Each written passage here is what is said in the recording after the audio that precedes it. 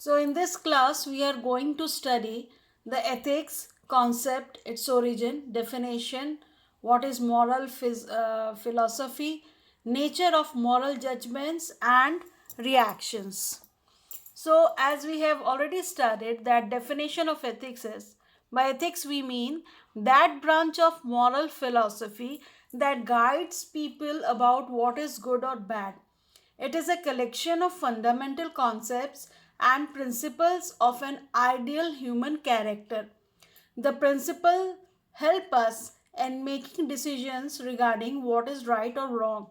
It informs us about how to act in a particular situation and make a judgment to make better choices for ourselves.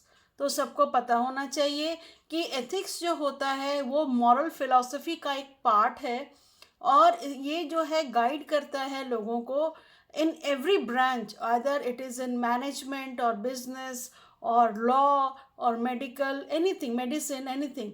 तो what is right और what is wrong इसको guide करता है. और fundamental concepts का ये principles का एक फंडामेंटल कॉन्सेप्ट्स है जो कि आइडियल ह्यूमन कैरेक्टर को डिफाइन करता है. ठीक है. और इसका सबसे इम्पॉर्टेंट चीज़ होता है कि ये हमें डिसीजंस करने में हेल्प करता है. ठीक है. क्या सही है क्या गलत है ये सारी चीज़ें. कुछ चीज़ें हमें पता होनी चाहिए like what is moral standard. तो मॉरल स्टैंडर्ड क्या है? Standards that an individual has about what is right और रॉन्ग. वैल्यूज़ क्या होते हैं? मॉरल स्टैंडर्ड्स आप समझ गए होंगे कि वो हमारे बचपन से हमने कल भी ये देखा था कि बचपन से हमारे अंदर हमारे पेरेंट्स स्कूलिंग में हम देखते हैं कि मॉरल स्टैंडर्ड्स होते हैं वो क्या सही है क्या गलत है हमें क्या करना चाहिए. तो ये एक्चुअली मॉरलिटी होती है हर इंडिविजुअल की. डिपेंड करती है उसकी फैमिली और उसके स्कूल और इन्वायरमेंट पे. ठीक है. और वो खुद बंदा जो है खुद समझता है कि मुझे क्या करना चाहिए क्या नहीं करना चाहिए और अपना एक मॉरलिटी बनाता है. ठीक है. वैल्यूज़ हो गए long lasting believes that guides societies decisions and actions towards variety of situation. तो बेसिकली इसमें सोसाइटी का रोल बहुत ज़्यादा हो जाता है और सोसाइटी हमें सिखाती है हमें हमारे अंदर बिलीव्स पैदा कर देती हैं कि पर्टिकुलर सिचुएशन में क्या सही है और क्या गलत है. ठीक है. तो मॉरलिटी और मॉरल स्टैंडर्ड्स में और वैल्यूज़ में अंतर ये है कि मोरल वैल्यूज़ जो होते हैं वो फैमिली से ही मतलब पैदा होने के साथ ही जो हमारी मदर सिखाती है ये करो ऐसे बैठो ये होती है. और वैल्यूज़ जो होती हैं वो हम धीरे धीरे डेवलप करते हैं सोसाइटी के अनुसार. समझिए सोसाइटी डिसीजंस के अनुसार और हमारे एक्शंस डिसाइड होते हैं. एथिक्स क्या हो गया? The branch of knowledge that deals with moral principles values and behaviour. तो इसमें आपको मॉरल प्रिंसिपल्स भी होंगे वैल्यूज़ भी होंगे और हमारे एक्शंस और बिहेवियर्स भी गाइड कैसे करने चाहिए ये एथिक्स को ये डील करता है. बिजनेस एथिक्स क्या हुआ? Application of ethical principles in day to day conduct of business to examine and solve complex moral dilemmas. अब बिजनेस में क्या क्या मॉरल डायलेमा होते हैं क्या करूं क्या नहीं करूं. ठीक है. कैसे बिजनेस करना चाहिए बहुत सारे रूल्स एंड रेगुलेशंस हैं वो सारी चीज़ें जो है वो बिजनेस एथिक्स डील करती हैं. तो एथिक्स जो है मेनली स्टडीज द राइटनेस और रॉन्गनेस ऑफ ह्यूमन एक्शन. जो भी इंसान गलत कर रहा है सही कर रहा है उसको स्टडी करता है. ठीक है. और इथॉस का मतलब हो गया कस्टम और कैरेक्टर आपकी पर्सनालिटी आपकी ट्रेडिशन वो इथॉस हो गया. So how do human person ought to act. इन इंसान को कैसे पर्टिकुलर सिचुएशन में बिहेव करना चाहिए. What is right conduct and good life अच्छी लाइफ क्या ये सब चीज़ें जो है वो एथिक्स डील करती हैं. Now, the term ethics often describes the investigation and analysis of moral principles and dilemmas. Dilemmas हो गया conflict. ठीक है. मैं इधर जाऊं कि उधर जाऊं ये चीज़ें जो होती हैं मैं ये करूं कि ना करूं कि मैं दोनों चीज़ें अच्छी. अब आप कोई डायबिटिक आदमी है उसके सामने गुलाब जामुन और रसगुल्ले दोनों रख दो तो मैं ये भी खाना चाहता हूँ वो भी खाना चाहता हूँ कि दोनों खाऊं कि ना खाऊं. तो ये आपका डायलेमा हो गया है। मैंने बहुत सिंपल वर्ड्स में आपको बताया। तो उसी तरह जो है मॉरल, आप बिजनेस में भी कहीं भी आपको जो कॉन्फ्लिक्ट्स आते हैं, तो आप मॉरल प्रिंसिपल्स को अप्लाई करते हैं कि मुझे क्या करना चाहिए या नहीं करना चाहिए। अब कोई भी आप डिसीजन लेते हैं, उसमें आपका इंटेलेक्ट मतलब आपका ब्रेन बहुत काम करना चाहिए, आपकी आत्मा भी गवाए। कभी कभी हमारा ब्रेन कहता है ये करो, लेकिन हमारी आत्मा कहती है ये नहीं करो, ह्यूमैनिटी कहती है ये नहीं करो, ये अगेंस्ट है। बहुत सारे ऐसे एग्जाम्पल्स होते हैं, हम बात करेंगे। और आपकी बॉडी, ये तीनों जब एक अलाइन में होती है तभी हम एथिक्स को फॉलो कर सकते हैं। More recently, scholars from various disciplines have entered the field, creating new approaches to the study of ethics, such as behavioral ethics and applied ethics. तो बिहेवियरल एथिक्स हो गया, क्या सही करना है नहीं करना है, और अप्लाइड एथिक्स हो गया जैसे लॉ में, मेडिसिन में, जर्नलिज्म में, बहुत सारे हर फील्ड में हम एथिक्स को, even in engineering also ethics को हम लोग इनकॉर्पोरेट कर रहे हैं। So, for example, a code of conduct expresses relevant ethical standards for many professions such as medicine, law, journalism and accounting, जो मैंने अभी आपको बताया. The term ethics can also refer to rules or guidelines that establish what conduct is right and what is wrong for individual and for groups. एक group के लिए भी आपको कैसे बिहेव करना चाहिए, आप अगर स्टूडेंट्स हैं तो कैसे आपको क्लास में बिहेव करना चाहिए, टीचर्स के साथ, पेरेंट्स के साथ, ये सारी चीज़ें एथिक्स हमें बताती हैं. But many people use the terms ethics and moral interchangeably. Okay, so when talking about personal beliefs, actions और प्रिंसिपल्स, कई लोग इसको मॉरलिटी से भी करते हैं. जैसे आप देखते होंगे कई लोगों की आदत होती है पैर, टीचर्स के पैर छूते हैं, कई लोग प्रणाम करते हैं, कई लोग गाली भी दे सकते हैं. तो ये डिपेंड करता है उनकी मॉरलिटी कैसी है, उनका अपब्रिंगिंग कैसा है.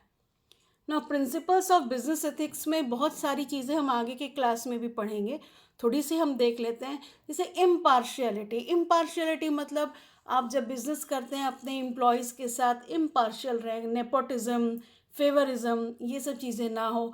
कॉम्प्लायंस विद लॉ, जो भी आपका लॉ के अनुसार ही आपका कॉम्प्लायंस होना चाहिए. जो एथिक्स जो हम भी फॉलो कर रहे हैं, वो अगर कोड ऑफ कंडक्ट उसको नहीं उसमें हम ला रहे हैं, लॉ को फॉलो नहीं कर रहे हैं, तो हम किसी को स्यू भी कर सकते हैं. ओके, प्रैक्टिस फेयर बिजनेस, एकदम फेयर बिजनेस होना चाहिए रूल्स और रेगुलेशंस के साथ. ये नहीं कि प्रॉफिट कमाने के लिए हम अनफेयर प्रैक्टिसेस को फॉलो करें. अकाउंटेबिलिटी मतलब हुआ सारी चीज़ों में आपका अकाउंट्स सभी चीज़ों में रिटर्न रहे और बिल्कुल फेयर रहे, उसमें कुछ घपला नहीं हो. अगर कोई एम्प्लॉय छोड़ के जाता भी है, दूसरा एम्प्लॉय आता है, तो बिल्कुल उसको क्लियर रहेगा कि क्या अवेलेबल है, क्या सही है. सारा अकाउंट्स ऑडिट जब भी होगा तो सब क्लियर होगा.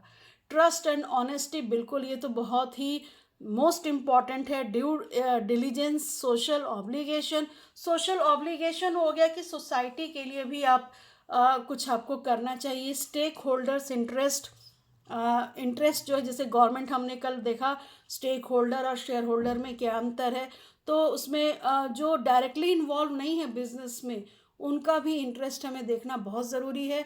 जस्टिस और एंड इक्वलिटी, ये भी बहुत इम्पॉर्टेंट प्रिंसिपल है बिजनेस एथिक्स में. सो ethics provides a framework for understanding and interpreting right and wrong in the society, हमने देख लिया. नाउ एथिक्स शुरुआत कैसे हुई, सबसे पहले हम देखते हैं ग्रीक ट्रेडिशन में. ये इनका था, एरिस्टोटल ने शुरू किया था कि गुड लाइफ हैप्पीनेस, मतलब हमेशा खुश रहना चाहिए, बीइंग हैप्पी. लेकिन जूडो क्रिश्चियन, जब क्रिश्चियनिटी आई, उन्होंने कहा righteousness before God, love of God and neighbour, तो डूइंग व्हाट इज़ राइट. तो इन्होंने सब कुछ अपने गॉड को माना और लव फॉर गॉड, बस यही रहना चाहिए, और जो वो कहते हैं वही सही है, ये क्रिश्चियनिटी कहती है. लेकिन हमारे उपनिषद्स में हिंदू जो सनातन धर्म जिसको बोलते हैं, उसमें बहुत सारी कथाएं हैं, बहुत सारी स्टोरीज़ हैं, और बहुत सारे रामायण और बहुत सारी चीज़ें हैं जो स्क्रिप्चर्स जिसको बोलते हैं, जो हमें क्या करना चाहिए नहीं करना चाहिए बड़े अच्छे से हमें समझाते हैं हमारी सोसाइटी में। अब देखिए ये जैसे एक इसमें बड़ा अच्छा दिखाया है कि एक बंदा है वो चिल्ला चिल्ला के कह रहा है मुझे खुशी चाहिए, आई वॉन्ट हैप्पीनेस हैप्पीनेस। और उसके वो उस सब कुछ है उसके पास फैमिली है, उसके पास पैसा है, उसके पास नौकरी है। दूसरी तरफ दूसरा आदमी है, उसके पास उतने कपड़े भी नहीं हैं, वो शायद फैमिली भी नहीं है, लेकिन बिल्कुल काम है, नहीं स्माइलिंग। तो आपको ये बता दूं कि जो ये इमोशंस होते हैं, चाहे वो हैप्पीनेस है, सैडनेस है, और कोई किसी को बहुत टेंशन लेने की आदत है, किसी को कोई आदत होती है दूसरों को तंग करते रहने की, किसी को होती है कि अपने आप में बहुत सेटिस्फाइड रहने के लिए जो है उसको उसमें मैं सेटिस्फाइड हूँ और मैं आगे अच्छा करता रहूँगा, अपनी ड्यूटी करता रहूँगा या करती रहूँगी। तो ये जो है स्टेट ऑफ माइंड होता है, ठीक है। जो भी हमारे सेंस ऑर्गन्स हैं, आईज, ईयर्स, नोज़, टंग और स्किन, तो इससे हम बहुत सारी परसीव करते हैं स्टिमुलसेस को। और वो अगर परसेप्शन को हम कंट्रोल कर लेते हैं, मतलब जो अगर हम देख रहे हैं तो हम अच्छा देखने की कोशिश करें, जो बुरा भी अगर हम देख रहे हैं तो उसको अवॉइड करके उसको सही करने की कोशिश करें। किसी के बारे में हम बुरा नहीं बोले, बुरा नहीं, मतलब कुछ चीज़ें अगर हम अपने बिहेवियर को कंट्रोल करते हैं, ऑब्वियसली हम अपने इमोशन को भी कंट्रोल कर सकते हैं, ठीक है। तो ये एक अलग चैप्टर ही है, इसको हम बाद में डील करेंगे।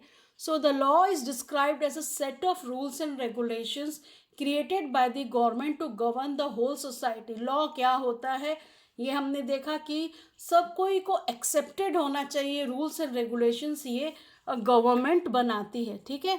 और जो लॉ को फॉलो नहीं करते हैं उनके साथ उनको पेनल्टी दी जाती है। नाउ टाइप्स ऑफ एथिक्स में आ गया आपका नॉर्मेटिव एथिक्स है, जिसको प्रिस्क्रिप्टिव एथिक्स भी कहते हैं, and it seeks to set norms और standards that regulate right and wrong और गुड एंड बैड कंडक्ट, ठीक है। नॉर्म्स मतलब होता है फ्रेम ऑफ रेफरेंस, आपका किसी से कंपेयर आप कर रहे हैं, ठीक है। जो सोसाइटी, जो एक पर्टिकुलर सोसाइटी में जो भी बिजनेस कर रहे हैं उनका एक अलग रूल्स रेगुलेशंस है, उसको सब लोग उस सोसाइटी में फॉलो कर रहे हैं। मेटा एथिक्स हो गया, इसको डिस्क्रिप्टिव एथिक्स बोलते हैं। It aims to understand the nature and dynamics of ethical principles and the way we learn and acquire moral beliefs. तो मेटा एथिक्स जो हो गया वो मॉरल बिलीफ पे काम करता है, ठीक है। लाइक नॉर्मेटिव एथिक्स है do good at all times, क्योंकि हमेशा भला करो, सबका भला हो।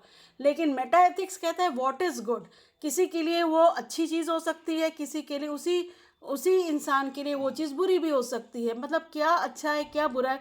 अब चोरों के लिए चोरी करना अच्छी बात है, बट एक्चुअली में चोरी करना गलत है। तो मेटा एथिक्स कहता है what is good for a particular person, ये इंडिविजुअल पे डिपेंड करता है। अप्लाइड एथिक्स हो गया एक्चुअल एप्लीकेशन ऑफ एथिकल और मॉरल थ्योरीज, ओके। जो हमने देखा सारे बहुत सारे फील्ड में एथिक्स को अप्लाई करते हैं for the purpose of deciding which ethical और moral actions are appropriate in a given situation. जैसे कैजुइस्ट, ये हम थ्योरीज हम देखेंगे। कैजुइस्ट क्या करते हैं, एडहेरेंट्स ऑफ अप्लाइड एथिक्स, वो अप्लाइड एथिक्स को बहुत फॉलो करते हैं। डिफरेंट फील्ड्स में एथिक्स फॉलो होते हैं, जैसे बिजनेस एथिक्स है, बायोमेडिकल एंड एनवायरमेंटल एथिक्स है, सोशल एथिक्स है। एनवायरमेंटल एथिक्स कहते हैं ना कि अब कॉरपोरेशंस जो जैसे पावर प्लांट लगाते हैं तो पेड़ नहीं काटना है, पेड़ को जो है वो सेव करना है, एनवायरनमेंट को पॉल्यूशन नहीं फैलाना है। तो ये सब चीज़ें जो होती हैं एथिक्स, उनमें भी एनवायरमेंटल एथिक्स में ये आता है। अब आप एक एग्जाम्पल देखिए कि एक इसमें आप देख रहे हैं फोटो है जिसमें एक police officer shoots a terrorist who is about to blow up a crowded shopping mall, ठीक है। अब उसको बॉम्ब से उड़ाना चाहता था शॉपिंग मॉल को, और पुलिस ऑफिसर उसको गोली मारता है, ठीक है। तो मेटा एथिक्स क्या कहता है, the act of the police officer is Morli wrong, ठीक है। मेटा एथिक्स बोलेगा क्यों, क्योंकि किसी इंसान को नहीं मारना चाहिए।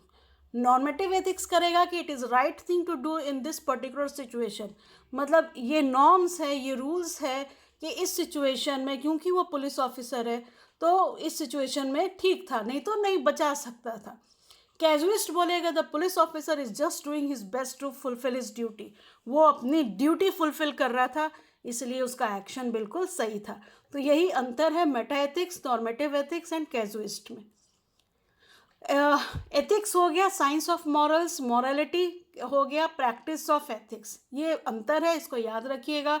मॉरलिटी दोनों एक दूसरे से रिलेटेड ही, तो एथिक्स को जब हम फॉलो करते हैं दैट इज मोरालिटी।